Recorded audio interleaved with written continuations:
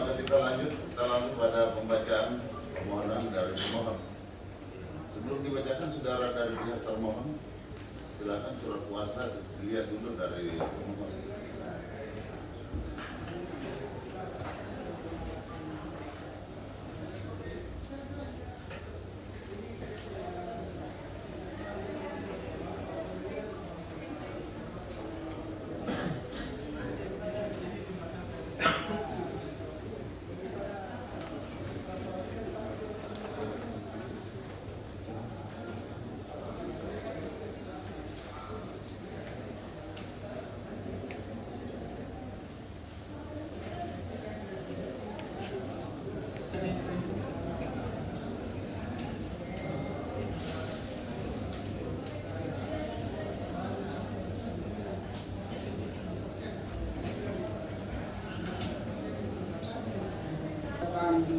Permohonan pra peradilan izinkan kami untuk mengenai yang halaman 12 itu titik 24 itu pasal 163, mestinya pasal 183.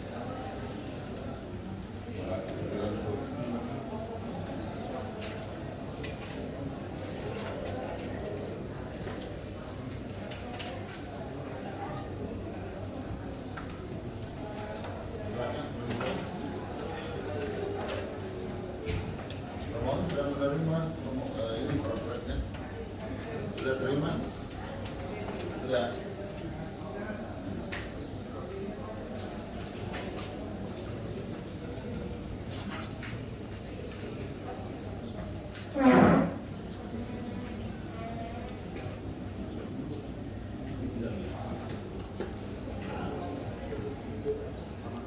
Pra peradilan segera dimulai jam 1.05 acara pra peradilan dimulai.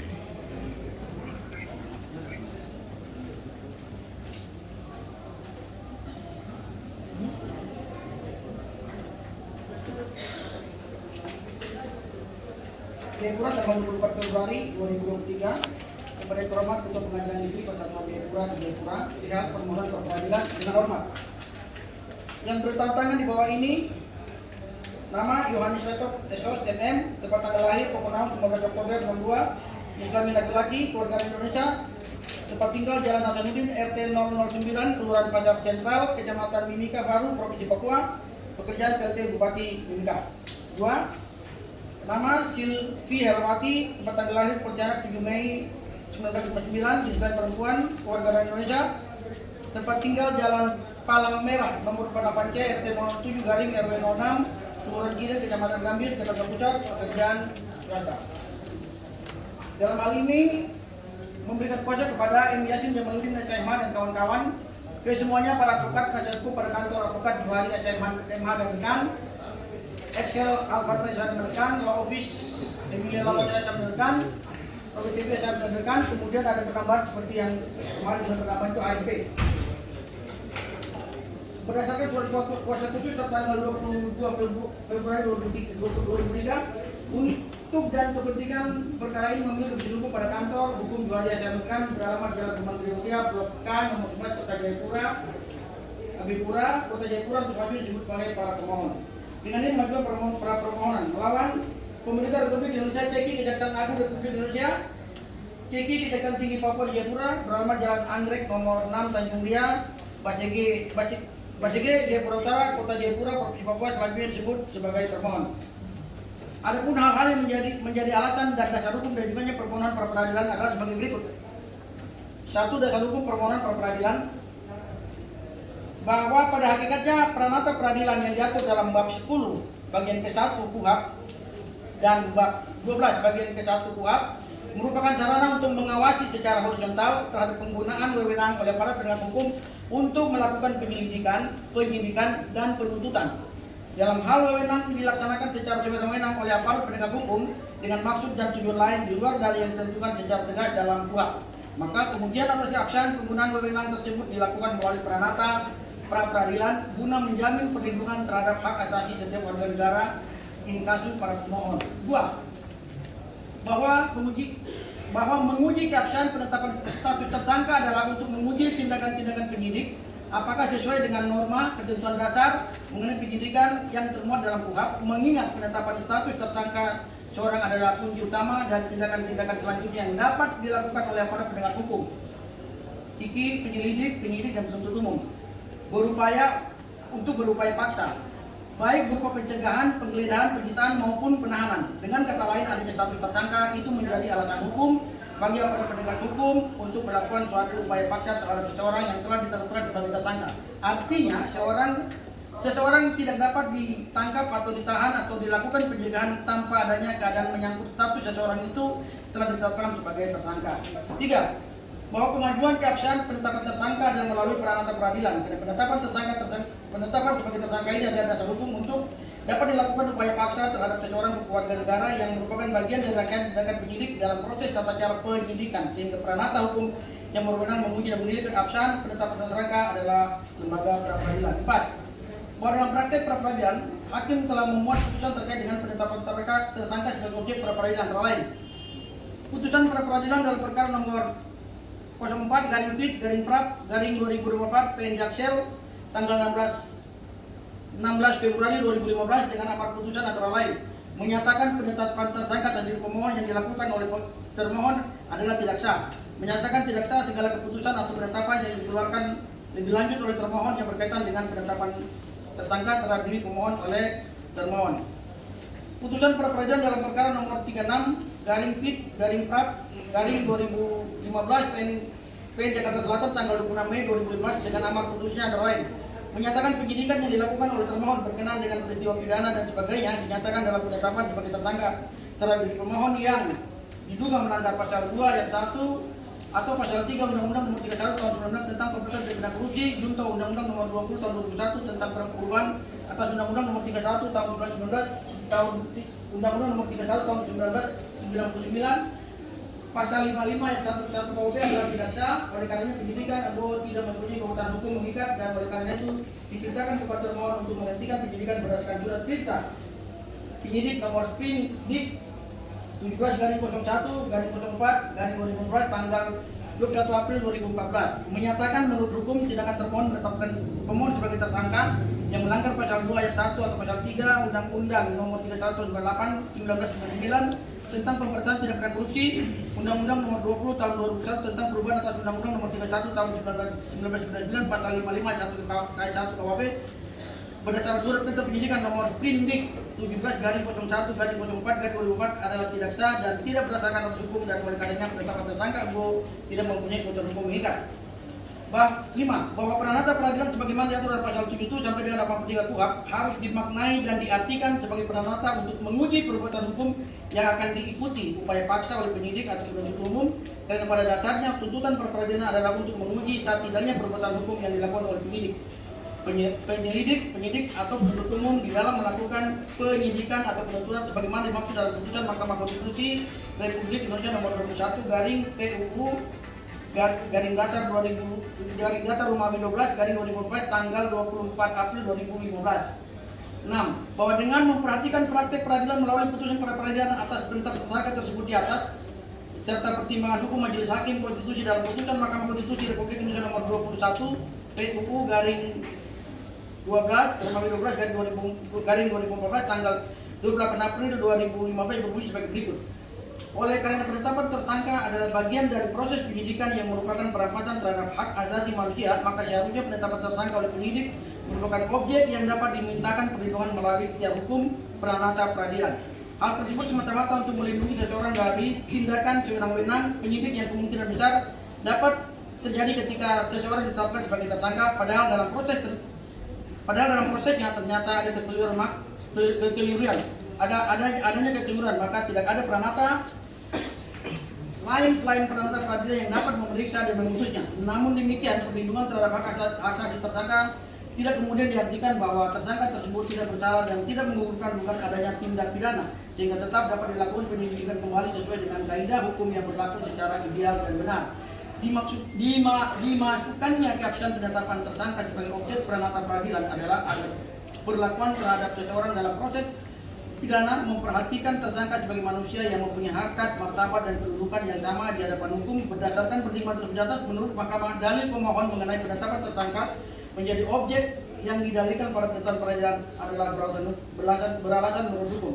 Pertimbangan hukum putusan Mahkamah Konstitusi halaman 105 sampai 106. Maka sangat beralasan hukum bagi para pemohon untuk menguji keabsahan penetapan para pemohon sebagai tersangka melalui lembaga pra peradilan. 7.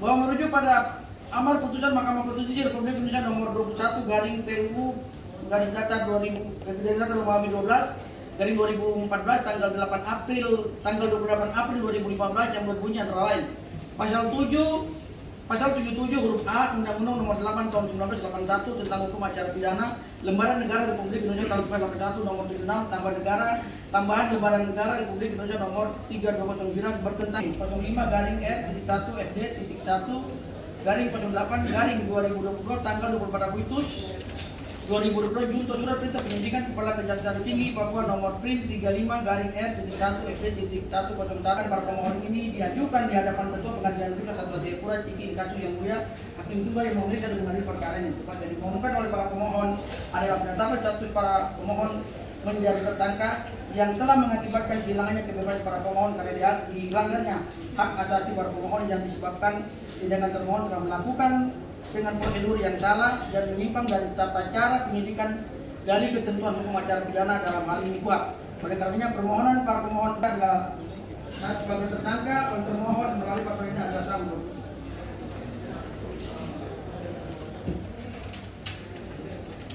Penetapan para pemohon sebagai tersangka oleh termohon tidak didasarkan bukti permulaan yang cukup. 1. Bahwa berdasarkan putusan Mahkamah Konstitusi Republik Indonesia nomor 21 garing PUU garis datar Romawi 12 garing 2014 tanggal 28 April 2015 Mahkamah Konstitusi telah menyatakan inkonstitusional bersyarat terhadap frasa bukti permulaan. Bukti permulaan yang cukup dan bukti yang cukup dalam pasal 1 angka 14, pasal 17 dan pasal 21 ayat 1 KUHP sepanjang dimaknai minimal 2 alat bukti sesuai pasal 184 KUHP. Pasal 77 huruf A KUHP dinyatakan konstitusional bersyarat sepanjang dimaknai termasuk penetapan tersangka, penggeledahan, dan penyitaan. 2. Bahwa Mahkamah Konstitusi beralasan KUHP tidak memberi penjelasan mengenai batasan jumlah atau alat bukti dari frasa bukti permulaan yang cukup dan bukti yang cukup. Hal mana berbeda dengan pasal 44 ayat 2 Undang-Undang nomor 30 tahun 2002 nomor 21 garing PUU garing datar Romawi 12 garing 2014 tanggal 28 April 2015 frasa bukti permulaan yang cukup dan bukti yang cukup dalam pasal 1 bahwa selain itu ketentuan dalam pasal 1 angka 5 KUHP mengatur mengenai penyelidikan bertujuan untuk mencari dan menemukan suatu peristiwa yang diduga sebagai tindak pidana guna menentukan dapat atau tidaknya dilakukan penyelidikan.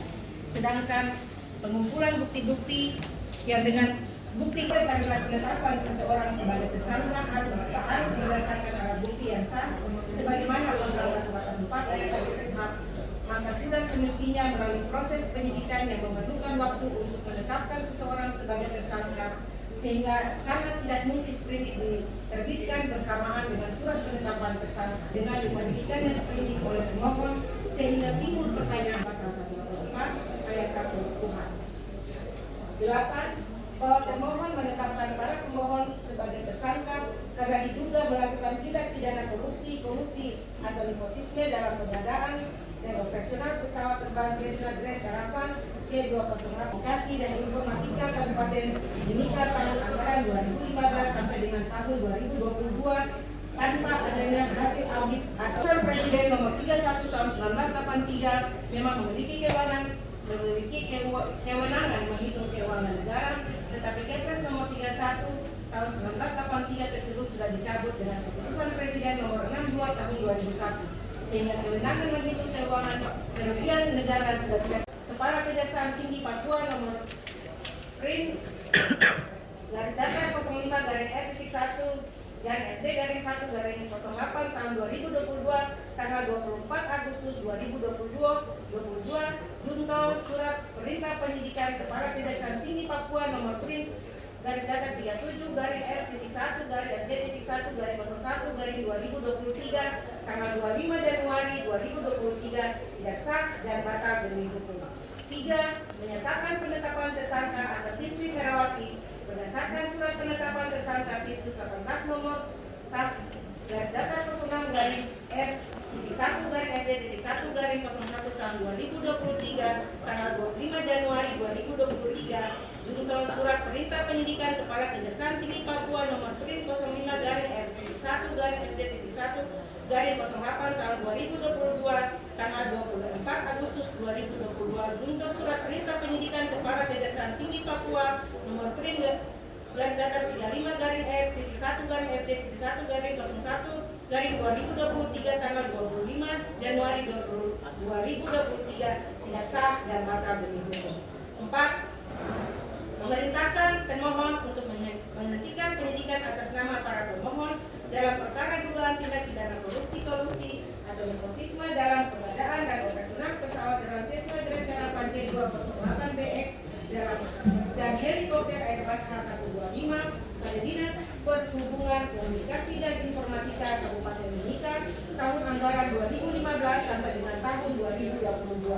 5. Menyatakan tidak sah segala keputusan atau penetapan yang dikeluarkan lebih lanjut oleh pemohon yang berkaitan dengan penyidikan dan penetapan tersangka terhadap para pemohon.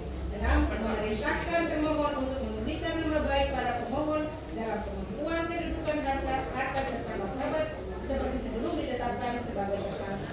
7. Membebankan biaya perkara yang timbul kepada negara. Atau apabila yang mulia hakim tunggal yang memeriksa dan mengadili perkara ini berpendapat lain, mohon putusan yang seadil-adilnya. Ketua Indono, kami para kuasa hukum pemohon M. Yasin Jamaludin SMH, Juara SMH, Bapak SMH, Julia Rawat SMH, dan SMH dan demikian. Baik. Demikian ya permohonan peradilan yang telah dibacakan secara lengkap oleh kuasa penggugat, kuasa pemohon. Selanjutnya kepada saudara pihak termohon di permohonan peradilan yang diajukan oleh pemohon secara tertulis atau secara lisan, silakan. Kami akan sampaikan secara tertulis. Secara tertulis. Kapan bisa disiapkan? Kami misalkan Ya, besok. jam 10 Pak. Komitmen jam 10 Pak. Saudara menyiapkan jawaban saudara dan nantinya juga kepada saudara pemohon akan diberikan lagi kesempatan menanggapi dalam replik. Baik, ada lagi yang mau disampaikan? Cukup, mohon.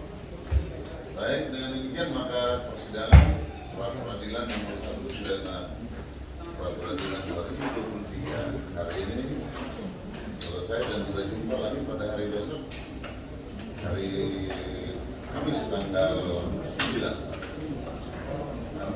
9 Maret 2023 dalam agenda persidangan. Jawaban termohon atas permohonan dari pemohon. Benar, persidangan merupakan panggilan resmi, sidang selesai dan Disidangkan, jadi bukan dilimpahkan, disidangkan. Itu jelas, itu di putusan Mahkamah Konstitusi nomor 102 garing PUU garing Romawi 12 garing 2015. Jadi pra-peradilan dinyatakan gugur ketika dimulainya digelar sidang perkara pokok perkara atas nama terdakwa atau pemohon. Itu baru gugur. Ini belum. Ya, belum. Ini belum. Oke, itu ya. Tapi kan sidang pra-peradilan kan berjalan 5 hari. Besok kan sidang dakwaannya udah dimulai besok. Dihitung mulai hari ini. Hari ini baru pertama. Yang kemarin kita lakukan terhitung hari ini. Gitu ya? Jadi tetap berjalan atau? Tetap berjalan. Tidak ada masalah. Sidang juga besok.